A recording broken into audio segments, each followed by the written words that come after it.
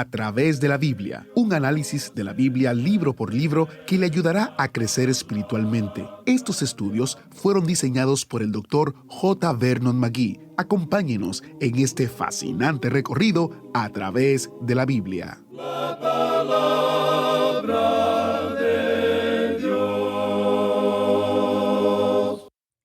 Despacio. Da la vuelta. Va por el camino equivocado. Está cometiendo un error. Deténgase.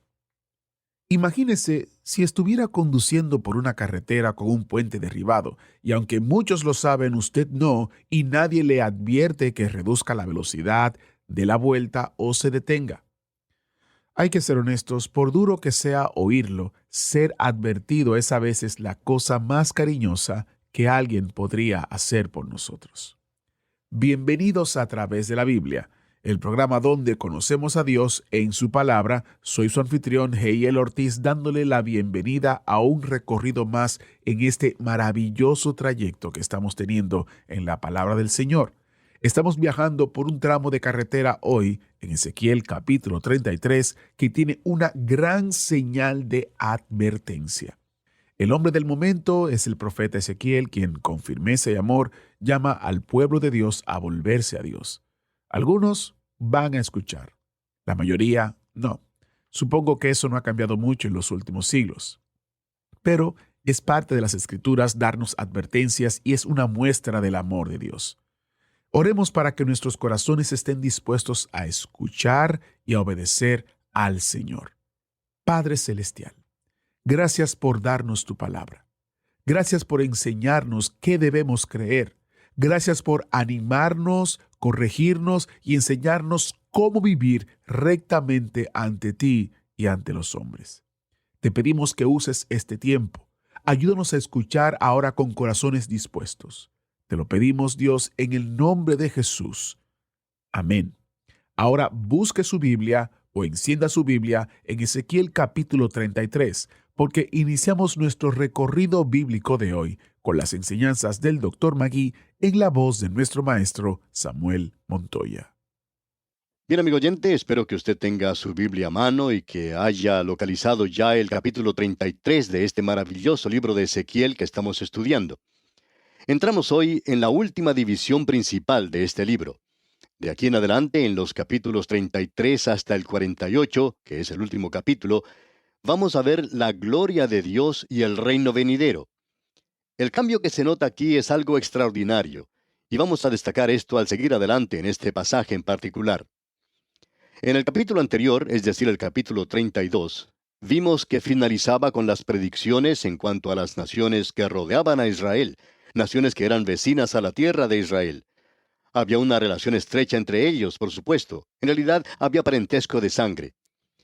En esta sección que comenzamos hoy, Ezequiel regresa a Jerusalén, y Jerusalén e Israel serán sus temas, pero no de la forma en que lo hizo anteriormente. Hasta el capítulo 25, todo señalaba hacia la destrucción de Jerusalén, y él profetizó eso. Eso ya ocurrió, y se demostró que los profetas falsos estaban equivocados. Podríamos decir que inmediatamente él salió del aire. Él quedó silencioso, mudo, como se nos dice aquí. Él no podía hablar. Es decir, él estaba hablando, pero ya no habla más de Jerusalén. Luego él presentó esas profecías sobre las naciones que rodeaban a Israel, y que encontramos en los capítulos 25 hasta el 32. Había bastante de ellos que estaban junto a Israel, y mencionamos a Tiro y Sidón y a Egipto. Ahora él está hablando nuevamente. Está de regreso en el aire. Pero ahora él está hablando en cuanto a Jerusalén, y como hemos dicho, no como una ciudad que va a ser juzgada y castigada, porque eso ya había ocurrido para entonces. Ahora él mira hacia el futuro, hacia el reino venidero. Y todo lo que vemos de aquí en adelante señala hacia eso. Como si fuera un piloto que coloca su piloto automático, recibe sus direcciones, su orientación, él enfila directamente hacia el reino venidero, y luego la gloria de Dios será demostrada nuevamente sobre la tierra, y esto hace de esta sección algo verdaderamente interesante. En primer lugar, tenemos en este capítulo 33 que se renueva la comisión a este profeta.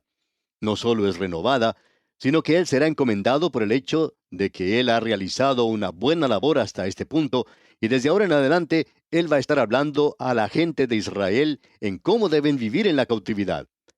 ¿Cómo deben vivir ellos? Con gran expectación del futuro. Antes, ellos no tenían ninguna esperanza debido a sus pecados. Pero ahora, Él mira hacia el futuro. Ellos tienen una esperanza ahora. Y hoy nosotros también tenemos una esperanza. Y nuestra esperanza no se basa en nada que hagan los hombres aquí o los cambios que pueda traer el psicoanálisis. Nuestra esperanza hoy no es una filosofía, sino que descansa en la palabra de Dios y lo que Él ha dicho que tendrá lugar en el futuro. Esa es la estrella del norte que guía al Hijo de Dios en el presente. No es lo mismo que Israel avanzando hacia el milenio. Nosotros estamos dirigiéndonos en realidad hacia la nueva Jerusalén. Y eso es lo que es el futuro inmediato, digamos, de la iglesia. Bien, veamos lo que se nos dice en este capítulo. Y vamos a destacar algunas cosas otra vez de esta sección. El capítulo 33 habla de la misma manera en que lo hicieron los anteriores. Es como si Ezequiel fuera un disco rayado. Leamos entonces el primer versículo de este capítulo 33 de Ezequiel. Vino a mí palabra de Jehová diciendo. Es que Él no quiere que ni siquiera por un instante usted se olvide que Él no está presentando aquí sus teorías o sus ideas, sino que Él está presentando la palabra del Señor. Y en los versículos 2 y 3 continúa diciendo, Hijo de hombre, habla a los hijos de tu pueblo y diles, cuando trajere yo espada sobre la tierra, y el pueblo de la tierra tomare un hombre de su territorio y lo pusiere por atalaya, y él viere venir la espada sobre la tierra y tocare trompeta y avisare al pueblo, nuevamente él regresa a la comisión que se le había dado a este hombre Ezequiel al comienzo mismo. Lo compara a la atalaya de aquel día. Aquí tenemos una ciudad. Es una ciudad amurallada. La mayoría de las ciudades de importancia en aquel día, si eran vulnerables a ataques del enemigo, construían un muro a su alrededor. Durante la noche, el rey o los gobernantes de aquel lugar señalaban a un hombre como su centinela o atalaya. Este hombre era colocado sobre el muro y él cuidaba la ciudad durante la noche. Al transcurrir la noche, él recorrería ese muro y decía en diferentes ocasiones que todo marchaba bien. Él miraba hacia el desierto y no veía allí a ningún enemigo, ningún movimiento sospechoso, y podía decir que todo estaba bien. Pero lo interesante de notar aquí es que los profetas mentirosos estaban diciendo que todo andaba bien y aún así el enemigo estaba cercano. Ellos estaban ciegos y no podían ver. Ahora este hombre Ezequiel les presenta una advertencia. Y en el versículo 6 de este capítulo 33 leemos, Pero si el atalaya viere venir la espada y no tocare la trompeta, y el pueblo no se apercibiere, y viniendo la espada, hiriere de él a alguno, este fue tomado por causa de su pecado, pero demandaré su sangre de mano del atalaya. El pueblo va a ser juzgado, pero el atalaya es responsable si él no les advierte. Ezequiel entonces tiene que advertirles del peligro. Los profetas falsos no lo hicieron. Él había hecho una buena tarea. Y en el versículo 7 continuamos leyendo, A ti pues, hijo de hombre, te he puesto por atalaya a la casa de Israel, y oirás la palabra de mi boca, y los amonestarás de mi parte. Él había cumplido con esa comisión. Y continuamos luego en el versículo 8 que dice, Cuando yo dijere al impío, impío, de cierto morirás, si tú no hablares para que se guarde el impío de su camino, el impío morirá por su pecado, pero su sangre yo la demandaré de tu mano. Como usted puede ver, amigo oyente, la responsabilidad del atalaya era grande. De eso es de lo que estamos hablando aquí. Su responsabilidad era la de advertir a los impíos porque ellos iban a ser juzgados. Él tiene que presentarles la advertencia. Esta gente no le escuchó a él. Ellos no querían escucharle. Pero esta es la única forma que tiene el atalaya para descargar su obligación. Eso indica para nosotros hoy que la persona que está enseñando la palabra de Dios no necesita lograr resultados. O sea que ese no es un requisito esencial. Hay muchas personas que dicen, busquemos a un evangelista que pueda lograr resultados. Cuando esta gente ve que las multitudes se mueven en una reunión, creen que si van de la parte de atrás hacia el frente o del frente para atrás, que eso es algo bueno. Cualquier cosa con tal que la gente se mueva. Bueno, amigo oyente, eso no es lo importante. Lo importante cuando un hombre ha terminado de presentar su mensaje no es el ver algún resultado inmediato, sino que lo importante es que cuando él termina su mensaje se pueda ver si ha presentado la palabra de Dios. ¿Le ha presentado a la gente una advertencia? Eso es lo importante. Así es que no hay que tratar solamente de mirar a la gente que pasa hacia el frente, sino a la gente que está saliendo después de la última oración. ¿Han sido ellos advertidos del peligro? Eso es lo importante. Hemos estado mirando a la multitud equivocada y decimos, fulano de tal presentó una invitación tan dulce del Evangelio y mucha gente pasó adelante. No se hizo ninguna decisión en realidad, pero hubo movimiento. La gente iba hacia el frente, hacia atrás y en todas direcciones. Se veía mucha actividad. Sin embargo, amigo oyente, lo importante para el predicador que está presentando la palabra de Dios es si está advirtiendo a la gente del peligro en que se encuentra. Permítanos aclarar aquí que nosotros le damos las gracias al Señor cuando vemos resultados. De vez en cuando leemos cartas de personas que han aceptado al Señor Jesucristo como Salvador por haber escuchado la predicación de la palabra de Dios. Nos regocijamos en eso. Pero hablando honradamente, nosotros debemos presentar la palabra de Dios. Y tenemos que estar seguros de que la persona que lo escucha y que no hace nada ha sido advertido apropiadamente. Si no lo es, entonces nosotros somos los responsables. Esa es la razón por la cual nosotros la presentamos aquí en este programa de la forma en que lo estamos haciendo. Y esperamos que la gente se entere y que tenga el conocimiento salvador de Jesucristo. Bien, sigamos adelante y leamos el versículo 11 ahora de este capítulo 33 de Ezequiel. Diles, vivo yo, dice Jehová el Señor, que no quiero la muerte del impío, sino que se vuelva el impío de su camino y que viva. Volveos, volveos de vuestros malos caminos. ¿Por qué moriréis, oh casa de Israel? Lo que aquí se dice es muy obvio. Dios no quiere juzgar. Eso es algo extraño para el Señor. Usted recuerda que Isaías hizo referencia a eso. Y Él quiere salvarles, y Él les está urgiendo a que se vuelvan a Él y que acepten la vida. Ahora estas personas tenían otra queja. Estaban diciendo que Dios no era justo en su juicio. Veamos lo que dice entonces el versículo 17 de este capítulo 33. Luego dirán los hijos de tu pueblo, no es recto el camino del Señor. El camino de ellos es el que no es recto. Estaban diciendo que Dios no era justo en su juicio. Y luego el versículo 18 dice, cuando el justo se apartare de su justicia e hiciere iniquidad, morirá por ello. Aquí no estamos hablando de alguien que está perdiendo su salvación. Dios dice que cuando uno de sus hijos comete pecado, Él lo va a juzgar. Y eso es exactamente lo que el apóstol Pablo dijo. Si nosotros nos juzgamos a nosotros mismos, entonces no seremos juzgados. A través de Juan, él dijo que había un pecado de muerte. ¿Pecado para quién? ¿Para los hombres perdidos? No. Él ya está bajo sentencia de muerte. Se refiere allí al Hijo de Dios. ¿Pero qué clase de muerte? Muerte física. Dios juzga a los creyentes hoy y nos sorprende mucho que haya personas que no se dan cuenta de esto después de que están en un trabajo y ese trabajo va cuesta abajo y ellos se están endeudando y las cosas van mal. Uno pensaría que ellos comprenderían el mensaje de que quizá Dios está actuando en juicio, de que quizá las cosas no andan bien allí. Bueno, Dios es justo en lo que Él hace, amigo oyente. Y en estos versículos 18 y 19 leemos, cuando el justo se apartare de su justicia e hiciere iniquidad, morirá por ello. Y cuando el impío se apartare de su iniquidad e hiciere según el derecho y la justicia, vivirá por ello. Si el hombre impío se vuelve a Dios, Dios le salvará, y Dios ha presentado eso de manera muy clara.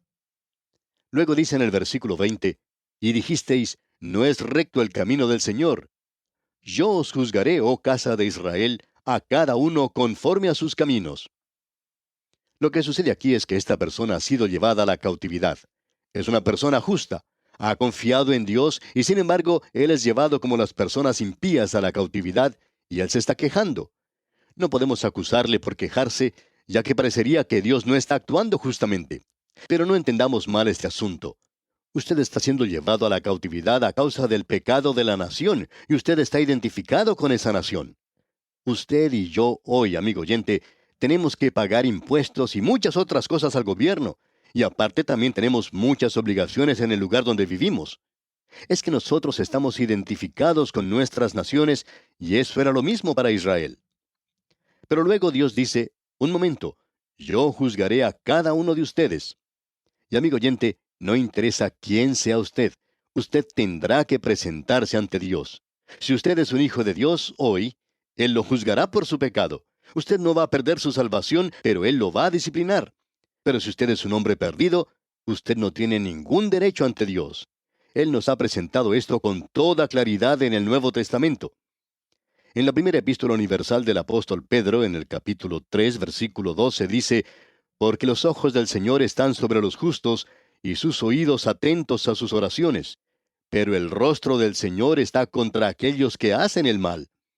Dios no dice que Él no va a escuchar las oraciones de los impíos. Él simplemente dice que escucha las oraciones de los justos. Y Él no tiene ninguna obligación de escuchar a los demás. Pero si el hombre impío clama al Señor, entonces Él le librará. Pero el hombre impío no tiene ningún derecho o reclamo que hacerle a Dios. Cuando usted escucha a la gente decir, ¿por qué permite Dios que ocurra esto? ¿Y esa persona no es salva? Bueno, amigo oyente, esa persona no tiene ningún reclamo que hacerle a Dios. Dios es justo y Él está juzgando a un mundo perdido. Y muchas veces nosotros nos olvidamos que este es su mundo. Notemos ahora en la forma clara y directa en que Él nos habla en esta sección del libro de Ezequiel. Leamos el versículo 21. Aconteció en el año 12º de nuestro cautiverio, en el mes 10º, a los 5 días del mes, que vino a mí un fugitivo de Jerusalén diciendo, la ciudad ha sido conquistada. Ezequiel ya ha profetizado, pero él no tenía ninguna información. Dios le dijo que la ciudad había sido destruida. Y a esa hora su propia esposa falleció, en el mismo día. Y él le había dicho, no te lamentes, no te pongas luto, porque yo quiero que esta gente sepa que he repudiado a la ciudad. La gente piensa que yo debo tener a Jerusalén. Piensan que yo no la destruiré. Ellos no creen que yo juzgaré el pecado, pero así es. Por tanto, no llores por ella. Y hazles saber que en este mismo instante la ciudad está siendo destruida por su pecado. La ciudad ha quedado asolada. Amigo oyente, cuando esto fue comunicado a esta gente, era algo que los dejó completamente confundidos. Ellos quedaron absolutamente abrumados por esta información. Nunca habían escuchado nada así. Ellos ni siquiera habían creído que algo como esto pudiera tener lugar, pero ya ha sucedido. Y en el versículo 22 continuamos leyendo, y la mano de Jehová había sido sobre mí la tarde antes de llegar el fugitivo, y había abierto mi boca hasta que vino a mí por la mañana, y abrió mi boca, y ya no más estuve callado. Usted se da cuenta ahora que al final del capítulo 24, cuando Ezequiel anunció la destrucción de Jerusalén, esa ciudad llena de sangre había caído. De allí en adelante, él no tenía ninguna información en cuanto a Jerusalén. A partir del capítulo 25 y hasta el capítulo 32, él no había oído nada en cuanto a Jerusalén. Todo lo que se menciona allí era relacionado con las naciones que rodeaban a Israel, como ya mencionamos al principio. Ahora, Dios no detiene más las palabras en la boca de este hombre en cuanto a Jerusalén. Él le dice, yo tengo algunos mensajes para ti en cuanto a Jerusalén. Y entonces él comienza a mirar hacia el futuro. Esta gente estaba dependiendo de los profetas mentirosos y no tenía ninguna clase de mensaje. Luego, en los versículos 23 y 24 de este capítulo 33 de Ezequiel, leemos, y vino a mí palabra de Jehová diciendo, Hijo de hombre, los que habitan aquellos lugares asolados en la tierra de Israel hablan diciendo, Abraham era uno y poseyó la tierra, pues nosotros somos muchos, a nosotros nos es dada la tierra en posesión. Esta gente se refería al pasado y decía, bueno, miren, Dios había cuidado de Abraham y él era solamente una persona. Y hay muchos de nosotros ahora. Pero existía mucha diferencia entre esto y aquello. Abraham creyó en Dios y eso le fue contado a él por justicia. En cambio, esta gente no creía en Dios. Y esa era la razón por la cual habían caído. Ahora el versículo 25 nos dice, Por tanto, diles, así ha dicho Jehová el Señor, comeréis con sangre y a vuestros ídolos alzaréis vuestros ojos y derramaréis sangre y poseeréis vosotros la tierra. Dios les está diciendo que no va a permitir que ellos posean la tierra. Esa es la razón por la cual he sacado a los paganos de esa tierra a causa de su pecado. Y ustedes están haciendo la misma cosa, dice Dios. Ahora el versículo 28 de este capítulo 33 de Ezequiel dice, Y convertiré la tierra en desierto y en soledad, y cesará la soberbia de su poderío, y los montes de Israel serán asolados hasta que no haya quien pase. Hay personas que cuando logran visitar hoy Israel muestran tal gozo y tal júbilo y exaltación de ánimo que uno pensaría que están tomando drogas por la forma en que se están portando. Algunos dicen, ¿no es maravilloso ver esta tierra? Pero amigo oyente, ese es un lugar muy desolado, uno de los lugares más desolados que uno pueda encontrar. Y esa tierra se encuentra desolada en el presente porque el juicio de Dios está sobre ella. Y todo lo que uno tiene que hacer es ir y mirar allí que hay una falta tremenda de agua. Si uno puede regar esa tierra, florece como una rosa. Sin embargo, no hay agua suficiente. Ese es un gran problema. Por tanto, debemos decir que no podemos ver allí que se esté cumpliendo la profecía hasta cuando esta gente reciba un poco más de agua. Y sugerimos a esas personas que piensan que encuentran tanta profecía cumplida en ese lugar, que cuando vayan, pues, lleven un poco de agua para ayudar un poquito, porque Dios dice que será desolada. Y su juicio no es solo sobre la gente, sino sobre la tierra misma. Luego en el versículo 30 de este capítulo 33 de Ezequiel leemos, Y tú, hijo de hombre, los hijos de tu pueblo se mofan de ti junto a las paredes y a las puertas de las casas, y habla el uno con el otro, cada uno con su hermano, diciendo, Venid ahora y oíd qué palabra viene de Jehová. Ellos habían sido verdaderamente sacudidos. Van a escuchar lo que él tiene que decir ahora, pero ellos no van a seguirle. Leamos el versículo 31. Y vendrán a ti como viene el pueblo, y estarán delante de ti como pueblo mío, y oirán tus palabras, y no las pondrán por obra. Antes hacen halagos con sus bocas, y el corazón de ellos anda en pos de su avaricia. Como usted puede ver, amigo oyente, esta gente gusta de ir a la iglesia y de escuchar muchas cosas en cuanto al amor, y escuchar cosas lindas y hermosas, pero eso no ha cambiado sus cosas para nada. Usted recuerda que el apóstol Santiago dijo en una forma muy práctica, sed hacedores de la palabra y no solamente oidores. Y eso era exactamente lo que esta gente estaba haciendo. Luego en el versículo 33, versículo final del capítulo 33 de Ezequiel, leemos, Pero cuando ello viniere, y viene ya, sabrán que hubo profeta entre ellos. Ellos saben ahora que Ezequiel era un profeta, pero aquí tenemos algo interesante. Ellos no creen que él fue un profeta antes.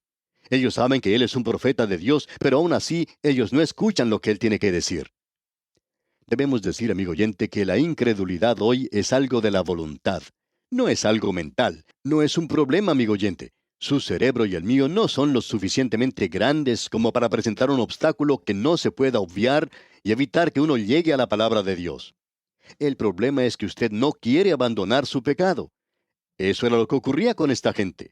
Ellos estaban dispuestos a ir y escuchar, pero eso no tenía ninguna clase de efecto sobre ellos. Esto es algo realmente extraordinario lo que tenemos ante nosotros. Y bien, vamos a detenernos aquí por hoy, amigo oyente. Continuaremos, Dios mediante, en nuestro próximo programa. Que nuestro Dios omnipotente derrame sobre usted sus ricas bendiciones. ¿Fue de ayuda para usted el estudio de hoy? ¿Desea enviarnos algún comentario de lo que ha estado escuchando? Entonces escríbanos, no espere más. Nuestro correo electrónico es atv@transmundial.org. atv@transmundial.org. Si desea recibir las notas y bosquejos de lo que estamos estudiando, suscríbase gratis en nuestra página en internet a través de la Biblia.org/notas. A través de la Biblia.org/notas.